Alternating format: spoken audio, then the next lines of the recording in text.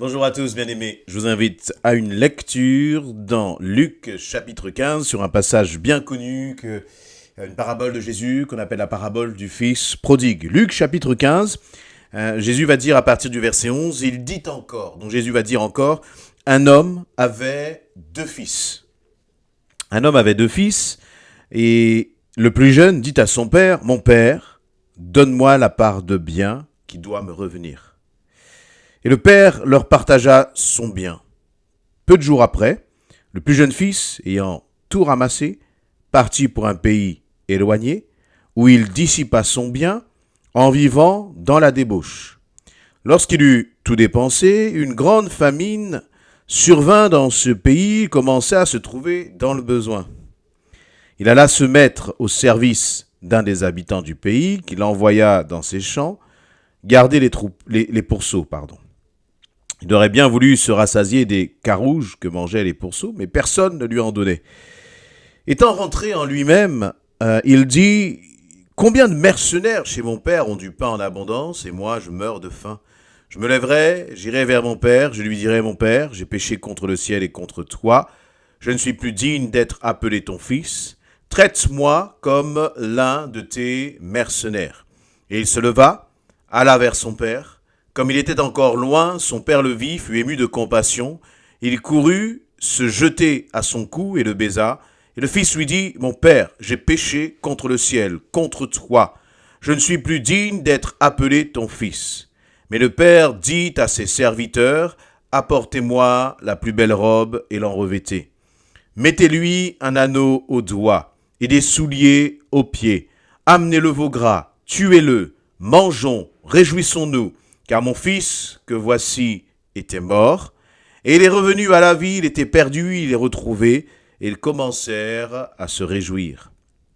Or, le fils aîné était dans les champs, et lorsqu'il revint et approcha de la maison, il entendit la musique et les danses, il appela l'un des serviteurs et lui demanda ce que c'était, et ce serviteur lui dit, « Ton frère est de retour, ton père a tué le veau gras parce qu'il l'a retrouvé en bonne santé. » Je vais m'arrêter là dans ma lecture, on peut aller jusqu'à la fin de ce récit, je vous laisse continuer, et puis pour aussi élargir votre méditation par rapport à ce passage, mais je voudrais m'attarder sur quelques points que le Seigneur a mis sur mon cœur et qui m'ont interpellé. Donc pour résumer cette lecture, c'est extrêmement simple, un homme donc avait une certaine richesse, et puis l'un des fils de cet homme, le plus jeune, a voulu partir. Et donc avant de partir, il a demandé à son père sa part d'héritage. Voilà, son père n'était pas encore mort, mais lui, il avait besoin de voguer vers un autre horizon que ce que lui proposait son père. Il avait surtout aussi besoin, c'est un peu cette image peut-être d'un fils, d'une fille qui veut aller vers le monde, goûter des choses de ce monde. Il avait tout dans sa demeure. Auprès de son père, il avait tout. Et il a voulu quand même prendre cette part qui lui revenait et partir avec. Et là, eh bien, ce jeune homme, lorsqu'il était loin de la maison de son père, il a commencé à sombrer dans le péché.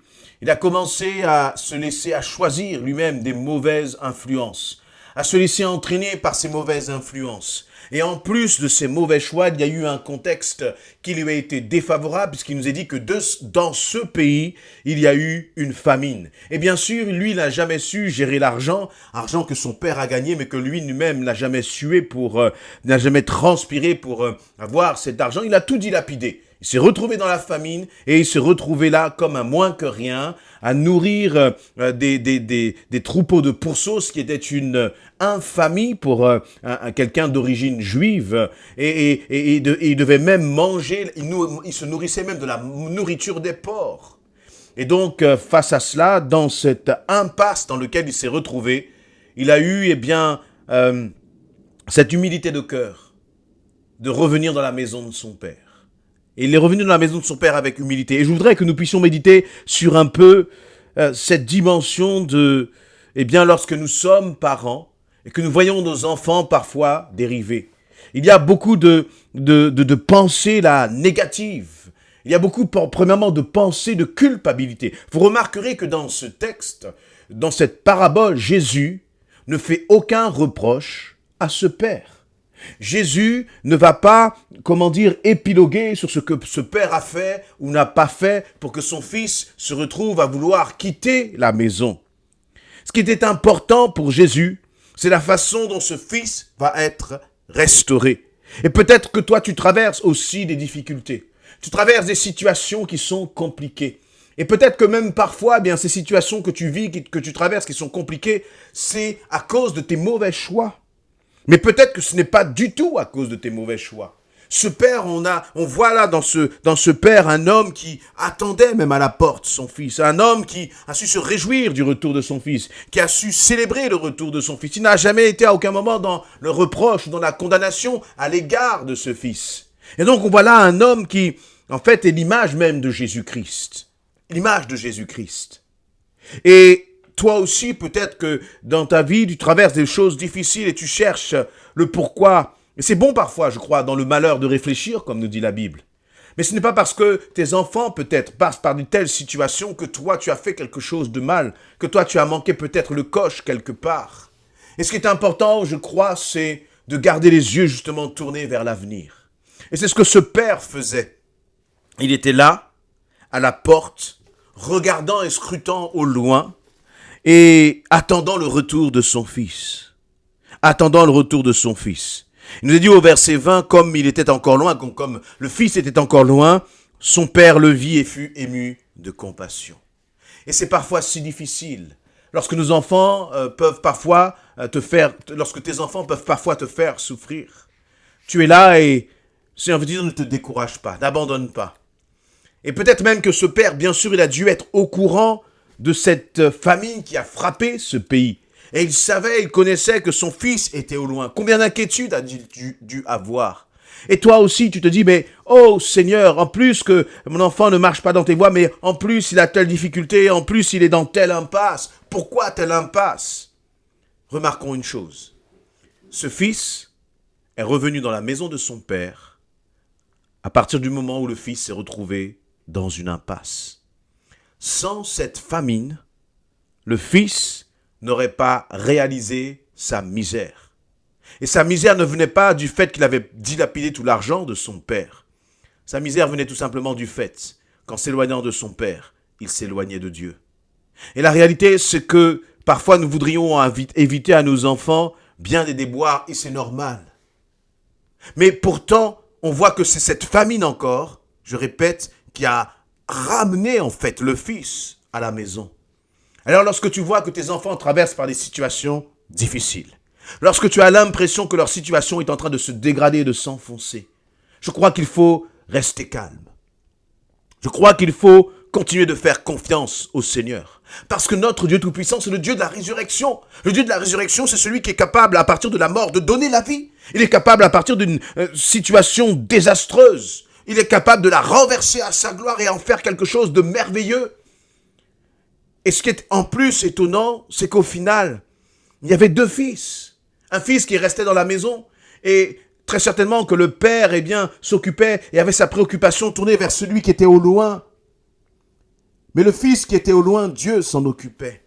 Et je voudrais aussi te dire, à cause d'un fils, d'une fille qui est au loin et qui souffre, ne néglige pas ceux qui sont aussi près de toi. N'oublie pas ceux aussi qui sont près de toi. Tu sais, celui qui est au loin, celui qui est parti, Dieu veille sur lui. Dieu veille sur lui.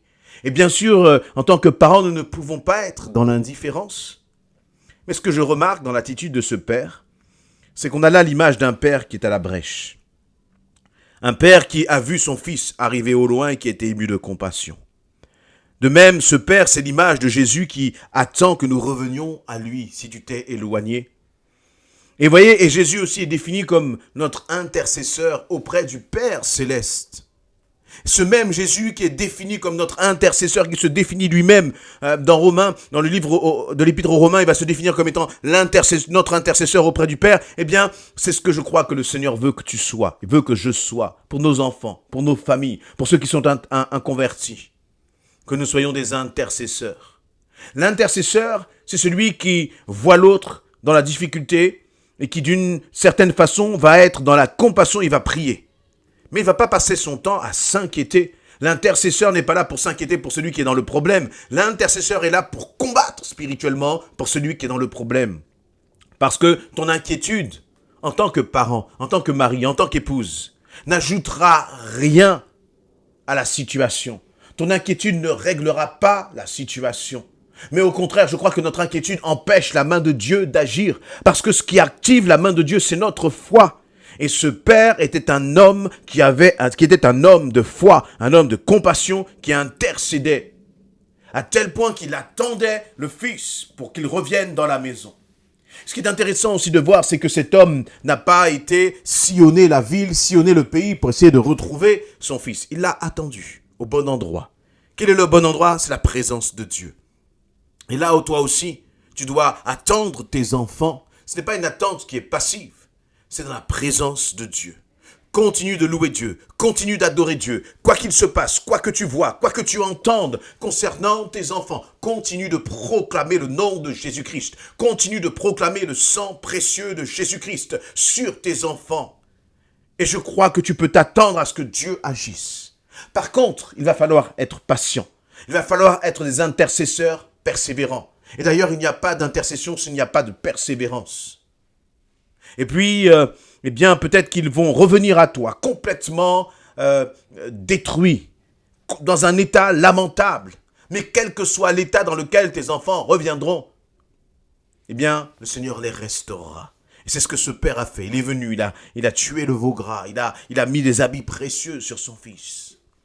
Et rien, ni aucun passé, ni aucun parcours, ne pourra empêcher de revêtir tes enfants aussi d'un vêtement précieux, du vêtement de Jésus-Christ. Alors ne désespère pas, alors ne t'angoisse pas, mais continue de plier le genou et de t'attendre à ton Père qui agira dans le nom précieux de Jésus-Christ. Ne t'inquiète pas, Dieu est au contrôle. Dieu est au contrôle. Et voyez la compassion de ce Père. À combien plus forte raison on imagine la compassion de Jésus-Christ pour nos enfants, la compassion de Jésus-Christ aussi pour les membres de nos familles qui ne connaissent pas le Seigneur. Mais soyons des hommes qui restons à la brèche, des hommes, des femmes qui demeurons à la brèche. Et c'est ça qui va faire la différence. Ce n'est pas la quantité d'inquiétude que nous pourrons apporter au Père qui fera la différence, mais c'est la quantité de foi, c'est la détermination à prier pour que les chaînes justement soient brisées autour de nos enfants, qu'ils soient libérés et que nos enfants reviennent à Jésus-Christ. Amen. Amen.